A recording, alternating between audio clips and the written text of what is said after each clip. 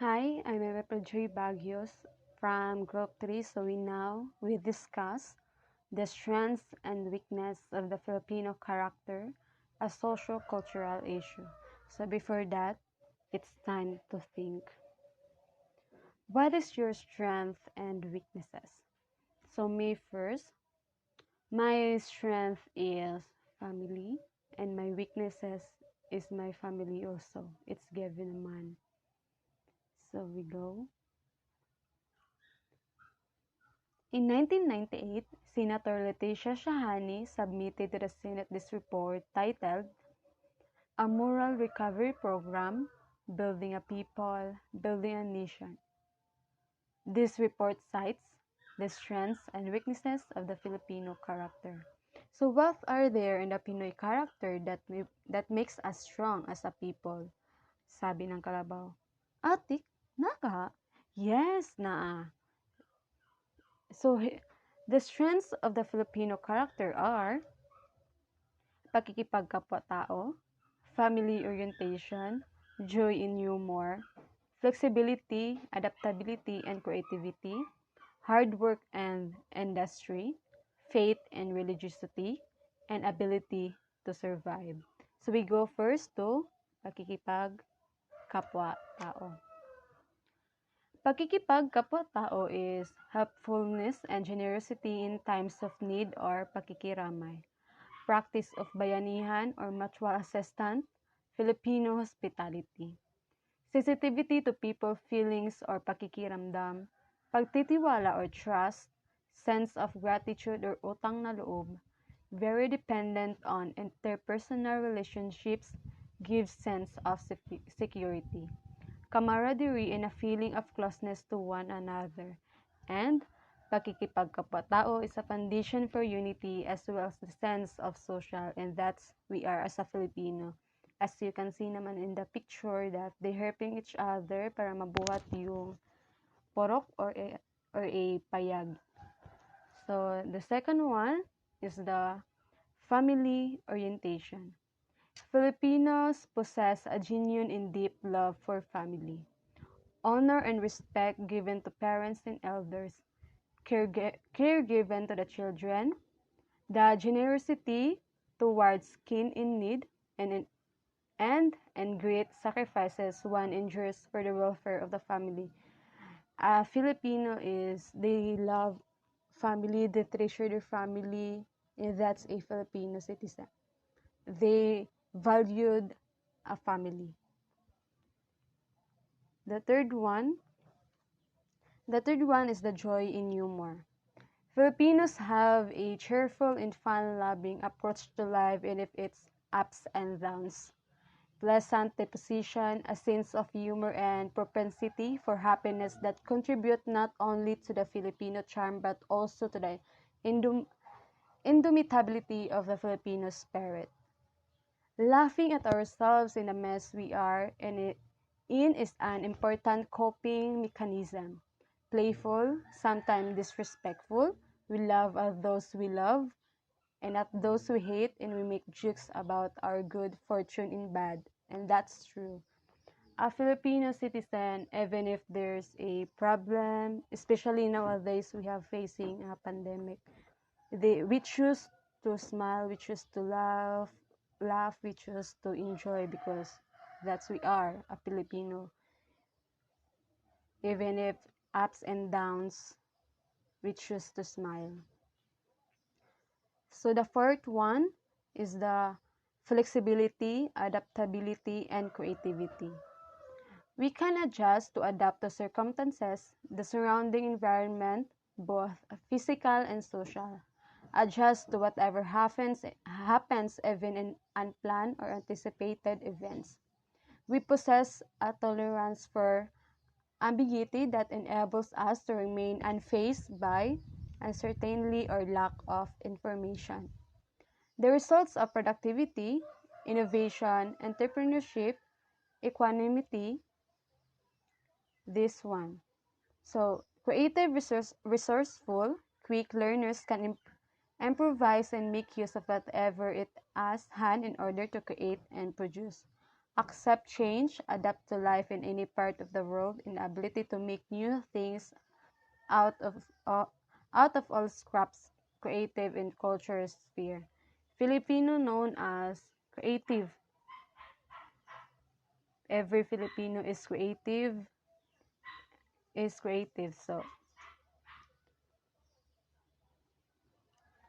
So Nina will continue. Thank you.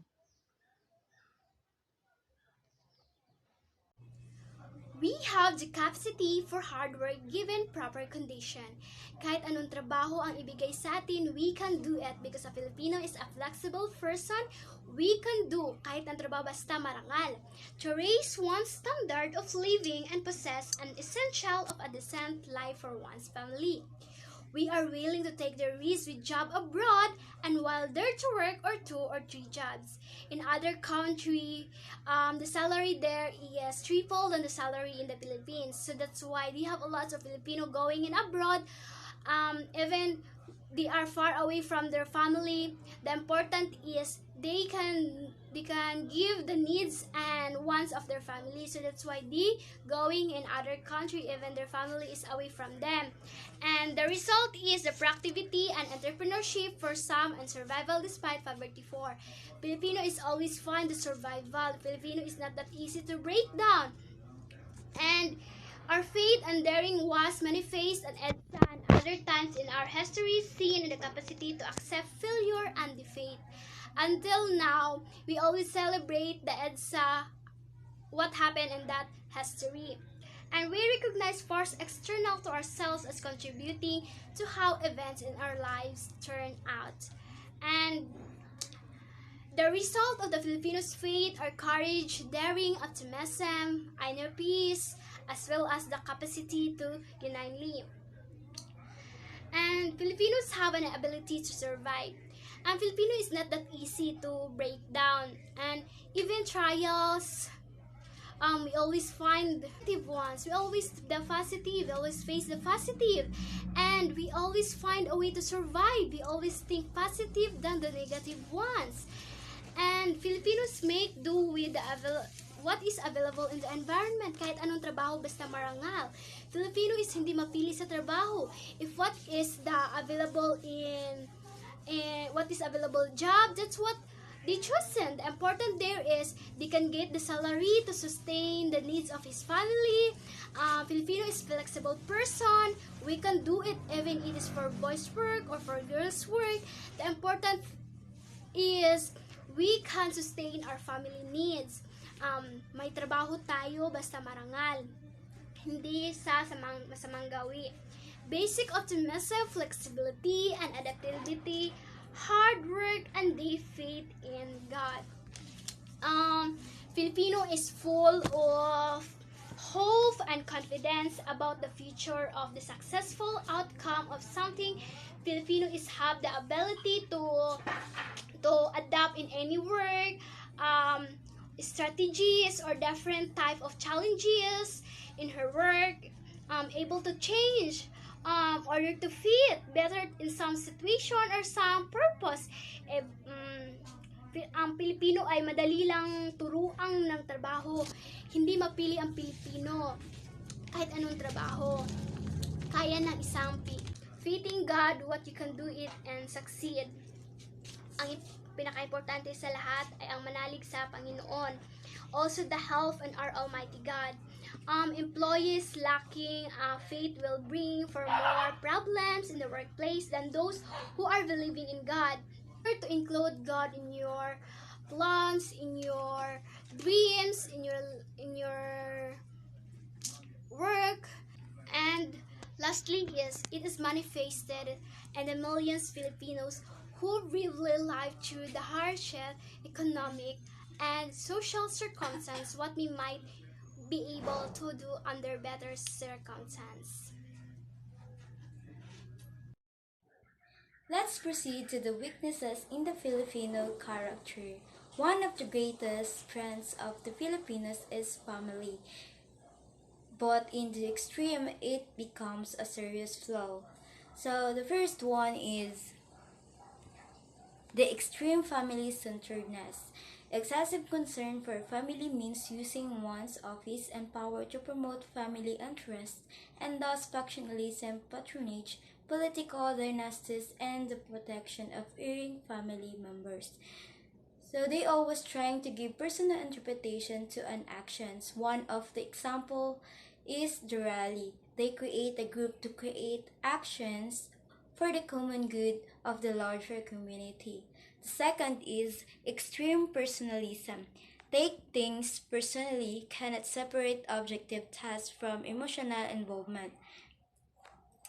So one of the example of this is the corruption. They uses personal context and give preference to family and friends and hearing services and even voting if the election is nearly to happen.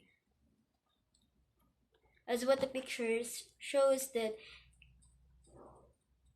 it shows the corruption and rally. It's more on politics. So the third is lack of discipline, a casual attitude toward time and space manifested in lack of precision and compulsiveness, in poor time management and procrastination. The picture says that, is what is the example. The picture says that bawal tumawid dito and bawal umihi dito.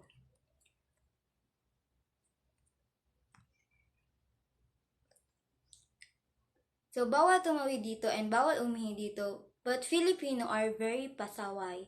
We love to take shortcuts or palusot. So, as a result, all signs and rules will become efficient and wasteful.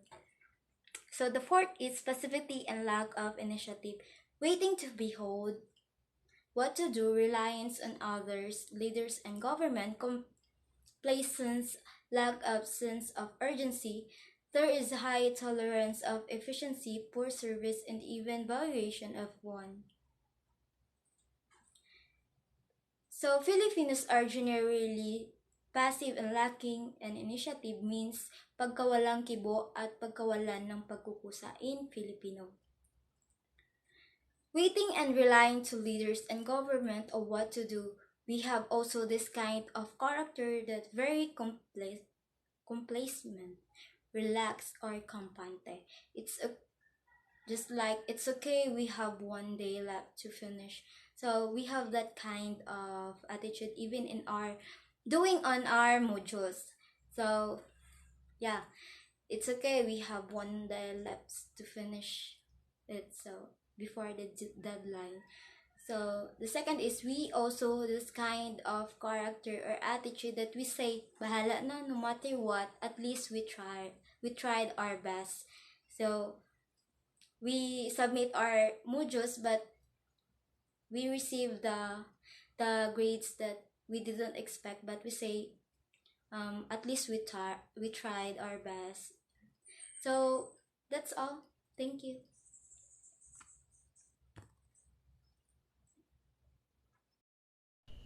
Colonial mentality. It is lack of patriotism or of an active awareness, appreciation, and love of the Philippines and an actual preference for things foreign. So this is one of the weakness in the Filipino character. And this character, this colonial mentality, it is hindi tayo minsan hindi natin na-appreciate yung bansa natin, yung Pilipinas. Because kung anong meron sa ibang bansa, yun yung nakikita natin. Yun yung na-appreciate natin at lagi natin kinokompara ang Pilipinas sa ibang bansa. And like nagpapakita pa tayo ng support sa ibang bansa kagaya ng mga K-pop idols, mga K-drama lovers, like ganun, mga mas nakikita or mas pinapansin nila yung mga products ng ibang bansa. At minsan pa mas gusto nating mamuhay sa ibang bansa. Naisip natin na what if I'm going to America, I'm going to Korea, baka sakaling ginhawa yung buhay natin.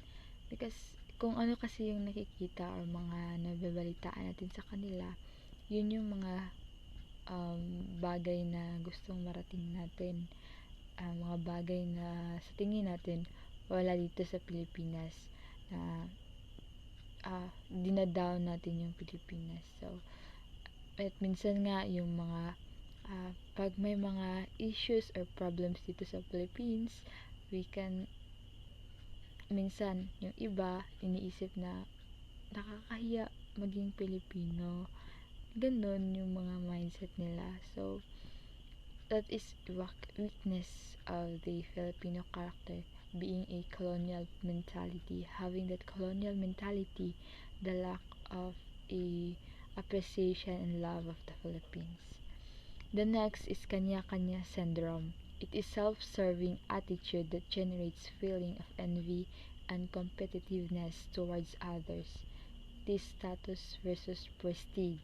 So, this character naman, ito yung being selfish.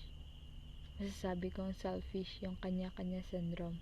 So, ito yung, kumbaga, wala ka nang pakialam sa iba. Wala kang pakialam sa kung anong gawin nila. Kasi you're only concerned with yourself. So, ito yung kahit anong gawin nila, yung gusto mo, basta yung gusto mo, yung gagawin mo. So, wala ka nang pakialam, bahala na sila. So, it is ay kanya-kanya syndrome. It's not only ang individual lang, but also groups, in a group. Like, yung grupo mo, ito yung goal, ito yung gustong marating, at yung grupo ng iba naman, ito yung gustong marating. So, we have different goals, we have different ideas, so kanya-kanya walang pakialamanan. And that is a kanya-kanya syndrome, the weakness or one of the weakness in the Filipino character. The next is lack of self-analysis and self-reflection. The tendency to be a superficial and somewhat flighty. So, in this character, it is a without self-reflection, and we simply go through life without thinking.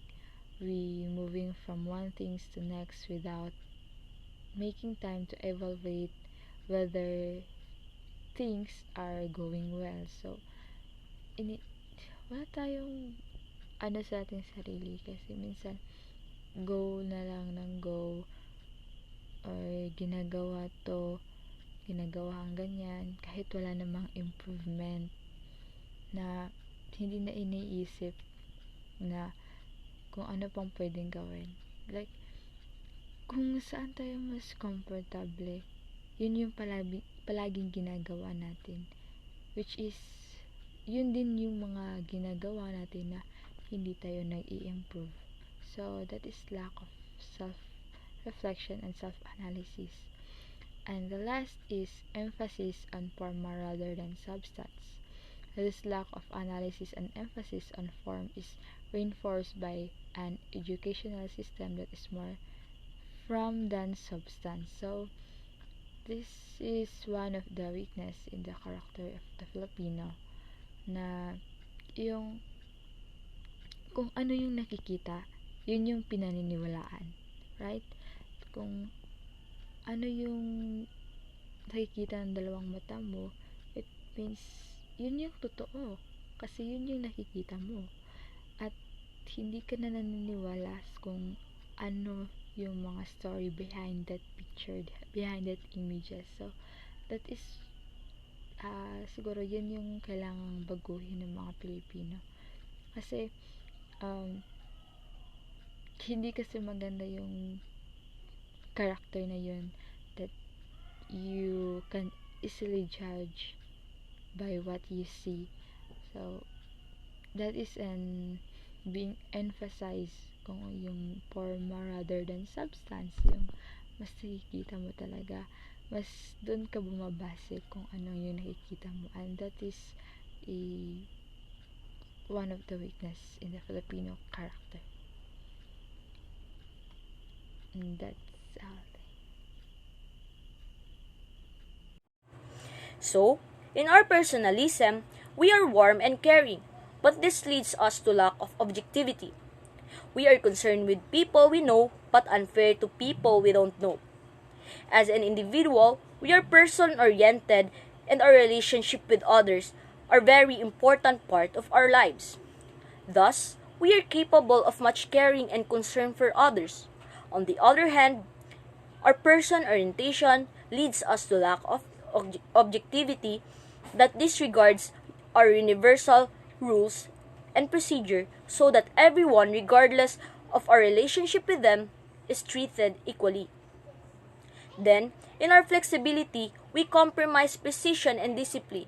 We are joyful people with a sense of humor, but we can take things with humor all the time, for a serious problem needs a serious analysis.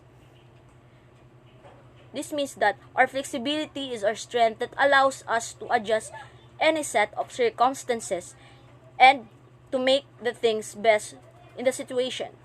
But this ability to play things by ear leads us to compromise on the precision and discipline that is very necessary to accomplish many work-oriented goals. Then, our sense of joy and humor serves us well in the difficult times. It makes our life more pleasant, but serious problems do need a serious analysis, and humor can be also destructive. Flexibility means kaya nating makipagsabayan, but there are many doubts in making decision in every tough situation. It may take a long process, and reflection enable us to solve and survive towards the barriers of life. In Shahani's report 1988 explains that the family orientation becomes in a group orientation that prevents us from reaching out beyond the family to the larger community and the nation. So it implies that the family orientation is both strength and weakness, that giving us a sense of rootedness and security. Both are very essential to any form of reaching the others at the same time. Next, the Department of Education has its vision to help develop Filipinos who passionately love their country and whose values and competencies enable them to realize their full potential and contribute meaningfully to building the nation. This means that the institution dreams of producing an effective citizen who have a genuine love to their country and skilled enough to contribute to their country's progress. The core values makadiyos, makatao, makakalikasan, at makabansa are what the Department of Education has provided to serve as moral and ethical guidelines to set a direction upon achieving equilibrium development of mind and body, conjunction with a spirit that can strengthen human personality. Our faith in God is our source of strength, but this makes us dependent on forces outside us. Do nothing that makes us submissive to God's will. So, our faith in God and our religiosity are sources of strength and courage, but they also lead to an external orientation that keep us passive and dependent on forces outside ourselves. Next, we are good at pakikipagkapwa-tao, and so we can easily empathize, but we can at the same time be envious of others. So, as a Filipino, we find pakikipagkapwa-tao and the kanya-kanya mentality living comfortably together in us. We are other-oriented and capable of great empathy, and yet we are self-serving, envious of others, and unconstructively critical of one another. Lastly, we can be hardworking and yet can be lazy and passive in the workplace. We also find that we as a Filipino describe alternately as a hardworking and lazy. Indeed, we see that we are capable of working long and hard at any job. However, our casual work ethic as well as our basic passivity in a work setting also apparent as we wait for orders and instructions rather than taking the initiative. That's all.